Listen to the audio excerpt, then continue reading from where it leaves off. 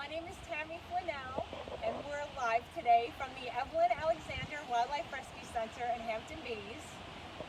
We have an education program here at the center. We have some wonderful raptors that are part of our group. They've all come through the hospital with different injuries, different illnesses. Some of them were orphans. And after taking care of them, we got permits for them from the government and kept them for our education program. This little one today is named Skittles. Skittles came in, I think she was found on the side of the road. She was probably nicked by a car, but she is blind in her left eye.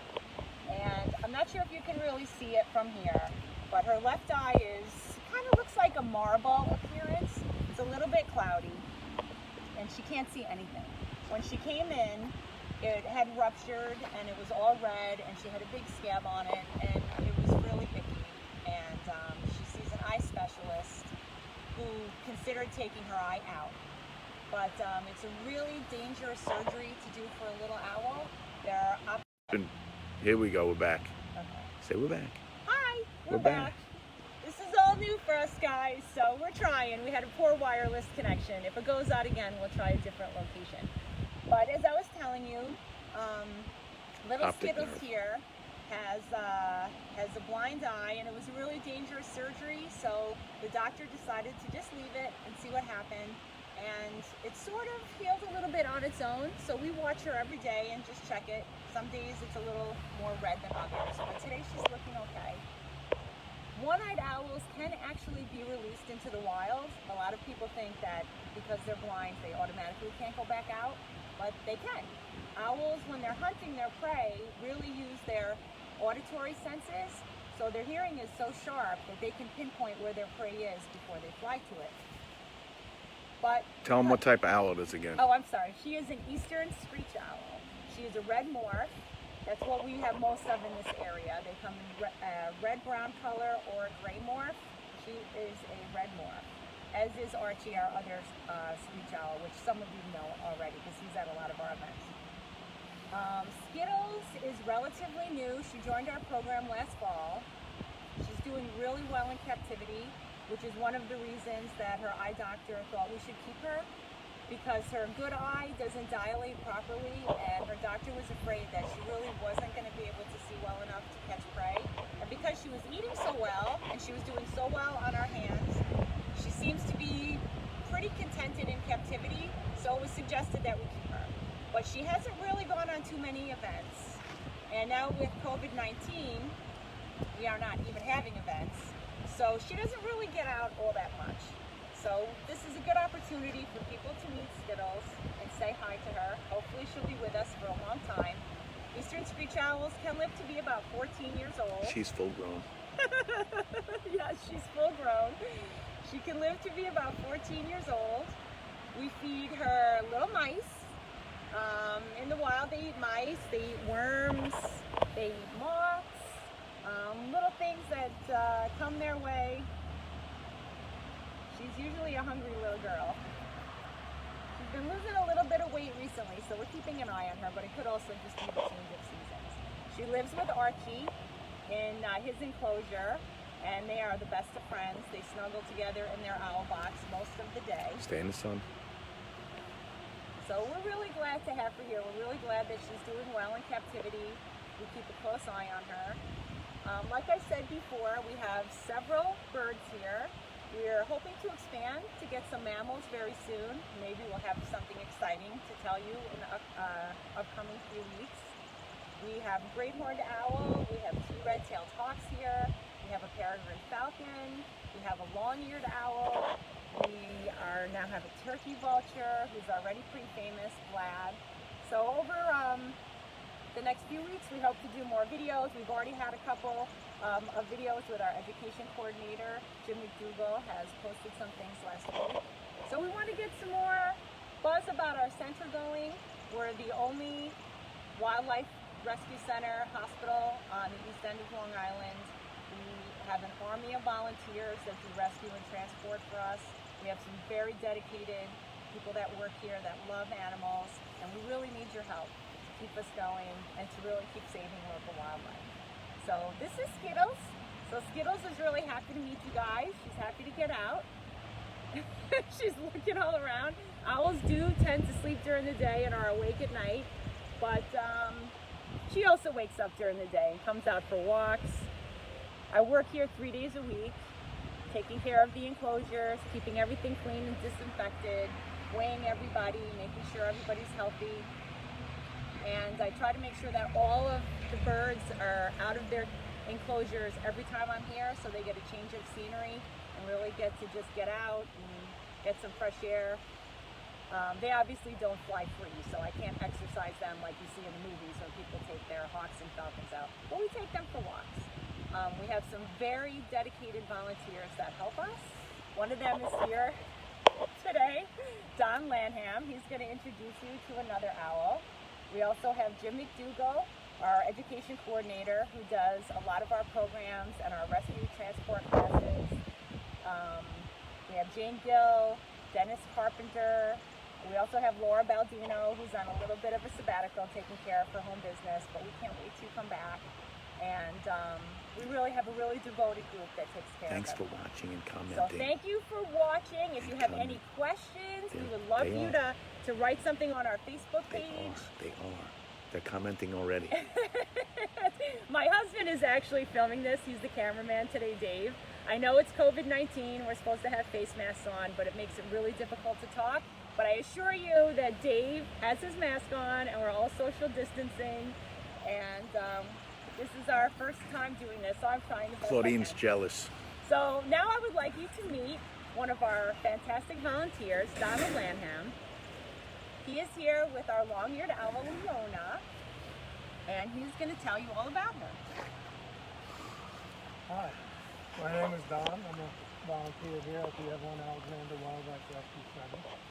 And this is Leonia. Closer, closer. Hold them closer to you. Closer. Yeah, there you go. So I can get you both in Leonia is shot. a long-eared owl. Long-eared owls get their names from these feathers up on top of the head. Now they're not actually ears, they're called ear tufts. And scientists really don't know what they're used for. They think they could be used to help camouflage or possibly for communication. Her actual ears are over here, alongside of her eyes, covered by feathers, and you can't see them. And she has big, beautiful eyes. To give you an idea how big her eyes are, an owl's eyes are roughly 3% of their body weight, as compared to human eyes that are roughly 0.0003% of our body weight. Now, you may also notice that her eyeballs don't move in her head. That's because owls don't have eyeballs. Their eyes are actually shaped like tubes. And because of that shape, they have to be permanently fixed in the skull in one position instead of in a socket that will allow it to move. So to compensate for that, owls have extra vertebrae in their necks that allow their heads to turn 270 degrees in either direction from front and 90 degrees up and down so that they can get full peripheral vision. Oh, there we go. Just Because her eyes are so important, they have 3 eyelids to protect their eyes. They have the eyelid she's using for blinking, which goes from the top down. When she's sleeping, she has an eyelid that comes up from the bottom and goes up. And they have something called a nictitating membrane that goes from the inside top of the eye to the outside bottom. Sometimes you can see it when she blinks. It's actually a clear membrane, and it protects her eye when she's either hunting or eating prey, and it still allows her to see. Now, because her eyes are in a fixed position like that, and they're so large, owls are farsighted. They can't focus on things that are close up. So if you notice, she has these little twister-like sensors on the side of her beak. And those sensors allow her to detect objects when they're close up. Owls' eyes are also forward-facing, just like a human eye. And that gives them an advantage because they have binocular vision, just like us. Binocular vision means that we can focus on one object with both eyes at the same time. And that's hold it closer, way closer to you. And that's what gives us the ability to see in 3 dimensions and determine depth of field and how far things are away from us. Now, owls are nocturnal, so their eyesight has to be extra keen at night. She has 3 advantages in that department. Because her eyes are so big, her pupils are extra large, and the pupils are part of the eye that regulate the amount of light that comes into the eye. So because her pupils are so large, she can let a large amount of light into her eyes. And once it's in the eyes, we have cells in the eyes called rods and cones. Cones are sensitive to color, and rods are sensitive to light. An owl has 5 times as many rods per square inch as a human has. So her eyesight is much better at night than ours is. They want to know why she's here. I'm going to get there. Okay. Now also, if you shine the light in an owl's eyes at night, it'll reflect back at you. That's because she has tissues in the back of her eye that are reflective, and it acts kind of like a mirror, and when light enters her eye, it gets magnified, so she has more light to work with and see better at night. Now, in addition to her keen eyesight at night, owls have specialized hearing. They hear about the same frequencies as humans, but their hearing is a lot more sensitive. They can hear things that are much quieter than we can hear.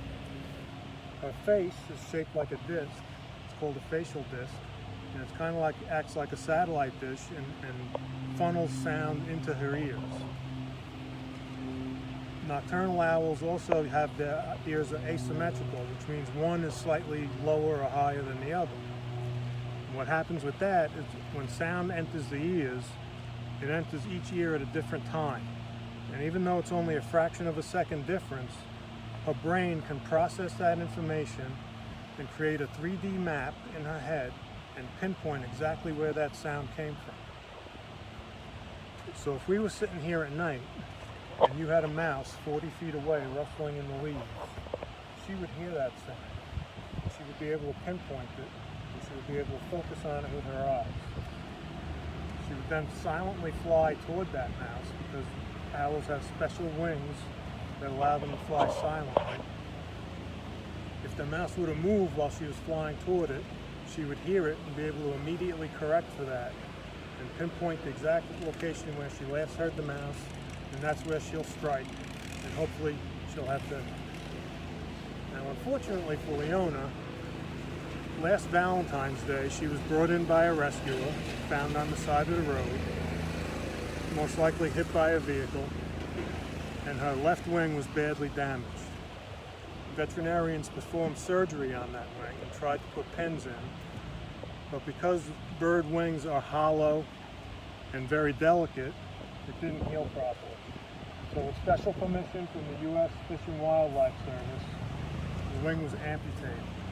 So Leona no longer has a left wing and she's unable to fly. So now she relies on us to take care of her rather than her superior hearing and eyesight and hunting abilities. How old is she? We don't really know how old she is. She came to the center. She's full grown. I would guess maybe 4 or 5 years old. She sees something up there. Alrighty. So if you want to meet Leona, you can come out here to Hampton Bays to the Evelyn Alexander Wildlife Rescue Center. Look at me. You can meet Leona or any of our other birds. And if you want to help them out, you can always volunteer here or bring a donation. So thank you for your time, and I hope you enjoyed this presentation. I can't while I'm recording. I had to do it the other way. Okay, you have to hold her in front of you next time and talk louder. Well, we got a new buddy. We got somebody new coming here. They're all asking questions. See, they're all popping up in here as you're talking. Are you on? Yeah, I'm on. Hi, everybody. Yeah, we're on. It's Tammy again. Hold them close so they can see, and you got to talk loud. Fun There of you- Live Facebook. Actually, the guys just came to start mowing the lawn at the park, so they've been really nice. They're going to give us a few minutes just to let us finish our presentation. Today, our third and last guest for the day is one of my favorite birds. We're not supposed to have favorites. It's like your kids. You love them all. But this is Millennium, our peregrine falcon. He's a really special guy. He's been with us for, I think, about 3.5 years. He was actually shot by someone, We had a group of 3 peregrines that came in around the same time. They were all shot. How someone could do that, I have no idea. But Excellent. these are federally protected birds. You're not supposed to harm them in any way, and they're also on the endangered list in New York State. They're no longer on the endangered list for federal birds, I believe, but New York State they still are. Peregrine falcons were almost extinct for a long time because of the DDT that was in the environment that they used for farming and whatnot. It did something to their eggs, also to the eggs of eagles. So when the birds would lay their eggs and try to sit on them in the nest, they would break. Yes, baby boy. They would break and they just weren't reproducing. So falcons were almost totally extinct east of the Mississippi River for a long time. And recently, I want to say within the last 15 or 20 years, they've come back in a big way. Now there's over 2,000 breeding pairs, I believe. And they've really come back in New York City. They live on the skyscrapers, they try to eat the birds. Leslie says hi, she wants to see Vlad. These birds are super, the picture of stealthiness. The U.S. government actually studies the aerodynamics of these birds when designing fighter jets because they are perfect divers. They can go upwards of 200 miles an hour when they're diving for their prey. They dive off those buildings in New York City and scoop up those pigeons as fast as they can. Millennium is a little bit shy. He actually was with another bird for a very brief period when I first started here, but he did not like having a roommate at all. And it's funny because all these birds have their own quirky personalities, and even when we take them out for walks around the property and around Munce County Park over here, he actually doesn't really have any interest in that. What he really likes to do is go into the office and sit there and have a conversation and look at Carly and Amanda and Rocco and whoever's in the office and just kind of be one of the bunch. Everybody says hi. He listens to you like he knows exactly what you're saying. I noticed he has a little thing on his nose. I think he made a little bit of a mess when he was eating.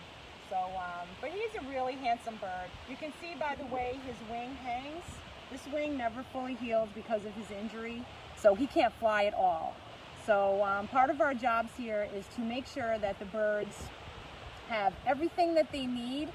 So his enclosure, since he can't fly, has all different kinds of rocks and different shelving and different things he can sit on. Peregrines really normally do not perch on branches. They perch on flat surfaces. So whereas all of our other birds, the hawks and the owls, really perch on branches. So we've adapted his enclosure, as I like to call it. We've adapted his enclosure to meet his needs. He has a little pool in there. He can jump on his little rock and sun himself, which the girls love watching him do from the exam room because he goes in and takes his bath and looks all happy and shows off for everyone. He has a fantastic personality. He's a little nervous when we go to pick him up sometimes, but once he's out and about, he is just Mr. Personality, and I love him with all my heart. So I hope you guys will join us for some more videos from the center. If you ever get a chance, Say come hi on to down everybody. to Munce County Park. Everybody that tweeted, hi. Everyone who tweeted, not tweeting. My Whatever. husband doesn't know about it. Whatever it is. But everyone who wrote us comments and who's interested in learning more about the birds and the animals that we have here, thank you so much. Our rescue center takes in so many animals every year, and we do our best to really help them. And during this time of COVID-19, everyone has their own problems and everyone's hurting for money.